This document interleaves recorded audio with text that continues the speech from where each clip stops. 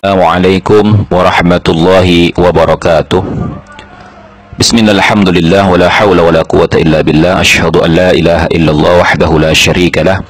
Wa asyhadu anna sayyidina wa nabiyyana Muhammadan abduhu wa rasuluhu alladzi la nabiyya ba'dah.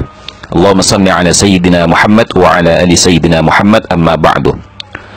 Para teman-teman subscriber sekalian, para netizen yang budiman, pada kesempatan kali ini kita akan bercerita tentang pengakuan seorang wanita di zaman dahulu, di mana seorang wanita ini mengaku sebagai putra daripada Sayyidina Ali dan Siti Fatimah Az-Zahra, yakni cucunya Nabi Muhammad SAW.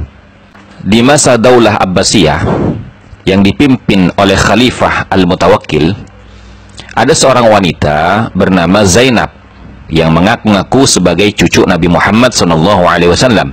Dia menyatakan dirinya adalah Sayyidah Zainab, putri Sayyidina Ali karramallahu wajhahu wa radhiyallahu anhu, dan Sayyidah Fatimah Az-Zahra radhiyallahu anha.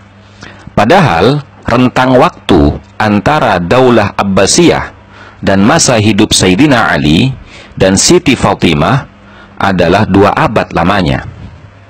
Akan tetapi, karena Zainab ini adalah orang yang berpengaruh di masa itu dan memiliki banyak pengikut, bahkan dia piawai dalam mengeksploitasi harta para pengikutnya, maka Khalifah Al-Mutawakkil mengeluarkan perintah untuk mengundangnya untuk menghadap ke istana.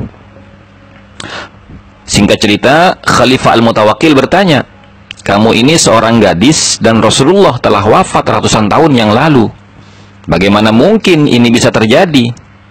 Khalifah mencecarnya. Kemudian Zainab menjawab, "Sesungguhnya Rasulullah SAW mengusap kepalaku dan berdoa kepada Allah untuk mengembalikan masa mudaku setiap 40 tahun sekali." Kemudian Khalifah Al-Mutawakkil mengumpulkan para masyayikh, yaitu para tetua keturunan Sayyidina Ali bin Abi Thalib dan putra-putra Sayyidina Abbas dan segenap para bangsawan Quraisy untuk membicarakan perkara Zainab yang mengaku putri Sayyidina Ali dan Siti Fatimah. Jadi dia mengaku sebagai cucunya Nabi langsung. Padahal rentang waktu antara Daulah Abbasiyah pada masa Khalifah Al-Mutawakkil dengan Sayyidah Zainab itu 2 abad.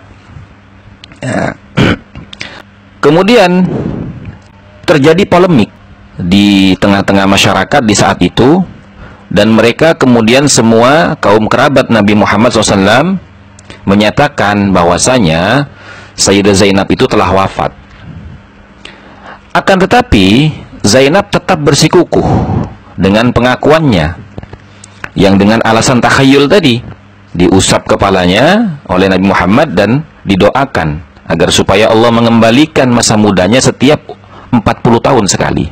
Akhirnya mereka bermusyawarah dan menawarkan solusi untuk mendatangkan Sayyid Ali bin Muhammad bin Ali bin Musa bin Ja'far bin Muhammad bin Ali bin Husain bin Ali bin Abi Thalib karramallahu wajhahu wa radhiyallahu anhu, yang memiliki laqab Al-Hadi. Jadi Sayyid Ali bin Muhammad ini, ya, gelarnya adalah Al-Hadi. Nah, Sayyid Ali Al-Hadi meriwayatkan bahwasanya Sayyidah Zainab yang asli telah wafat, tanggal, tahun, dan harinya disebutkan oleh beliau. Tapi Khalifah Al-Mutawakkil merasa ini jawaban yang tidak bisa untuk mematahkan argumentasi Zainab, di mana Zainab itu didukung orang banyak pengikutnya. Kemudian Sayyidina Ali Al-Hadi berkata, "Sesungguhnya jika dia benar putri Fatimah Az-Zahra radhiyallahu anha, maka mari kita buktikan. Sesungguhnya jasad anak-anak Fatimah tidak akan dimangsa hewan buas. Maka masukkan dia ke dalam kandang bersama hewan buas. dan disaksikan oleh orang banyak. Lalu Zainab berteriak, "Tidak, ini adalah tipu daya dia untuk membunuh aku." Dia ketakutan tuh, gemeteran udah itu. Nah, kemudian dia berkata, Zainab ini, "Kenapa tidak kamu saja Ali Al-Hadi yang duluan melakukan itu?" Kemudian Sayyid Ali Al-Hadi dengan tenangnya berkata, "Ya, aku berani. Aku duluan yang akan masuk ke kandang bersama hewan buas itu." Dan beberapa saat kemudian, Sayyid Ali Al-Hadi dimasukkan ke dalam kandang yang di dalamnya berisi 6 ekor singa. Kemudian perlahan-lahan 6 ekor singa yang ada dalam kandang mendekati Ali satu persatu. Dengan lembut, tangan Sayyidina Ali Al-Hadi membelai kepala singa yang mendekatinya. Binatang-binatang buas itu di hadapan Sayyid Ali Al-Hadi menjadi jinak dan penurut. Begitu melihat Sayyid Ali Al-Hadi keluar dari kandang dengan selamat dan dilihatnya dengan mata kepala sendiri sebuah pemandangan yang langka, Zainab pun hanya terdiam 1000 bahasa. Akhirnya dia mengakui kebohongannya yang selama ini didesuskan, tipu daya yang selama ini dia mainkan. Masyarakat yang mengetahui kejadian ini menjulukinya dengan sebutan Zainab Al-Kadzabah, yaitu Zainab sang penipu ulung. Demikian cerita ini, ya.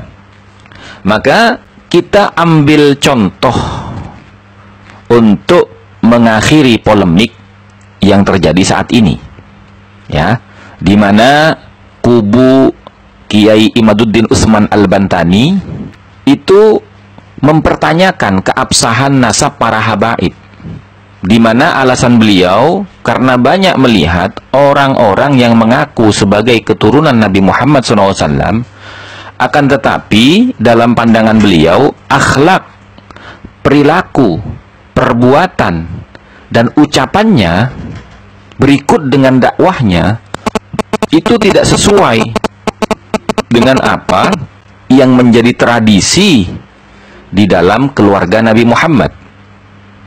Kalau kita melihat Nabi Muhammad, Sayyidina Ali, Siti Fatimah, Sayyidina Hasan, Sayyidina Husain, sampai kepada Sayyid Ali Zainal Abidin, bagaimana mulianya akhlak beliau-beliau itu.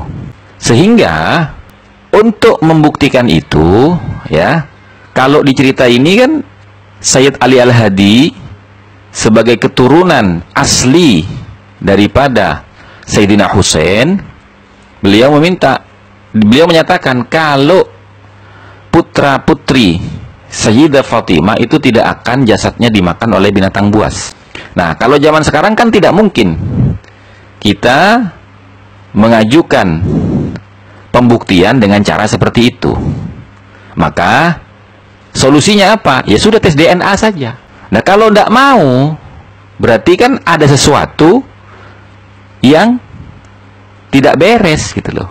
Kalau memang mereka yang dituduh nasabnya itu meragukan, dan kalau mereka betul-betul yakin dengan nasabnya, ya lakukan tes DNA.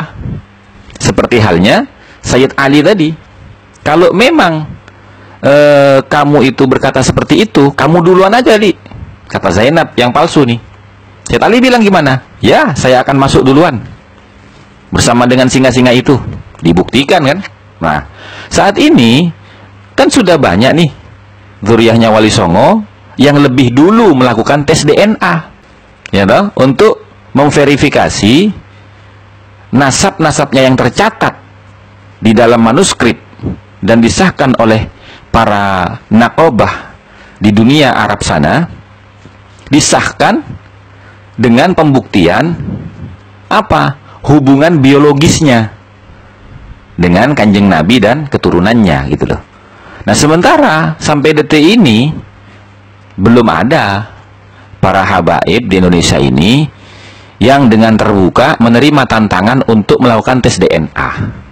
Nah, kemudian hikmah yang kedua, ya, Khalifah Al-Mutawakkil sebagai penguasa saat itu, pada saat Daulah Abbasiyah ini, turun tangan untuk menyelesaikan polemik yang terjadi. Selayaknya dan sepatutnya pemerintah Negara Kesatuan Republik Indonesia itu mengambil bagian untuk meredam polemik ini dengan apa? Memfasilitasi antara Kiai Haji Imaduddin Utsman Al-Bantani dengan para habaib yang nanti kemudian setelah adu hujjah, adu argumen berdasarkan catatan-catatan kitab, di akhirnya keduanya harus tes DNA. Kiai Imad tes DNA, para habaib tes DNA. Nah, ini dinaungi oleh pemerintah, dibiayai oleh pemerintah, difasilitasi oleh pemerintah. Kira-kira begitu ya teman-teman ya. Wallahu a'lam bishawab. Wassalamualaikum warahmatullahi wabarakatuh.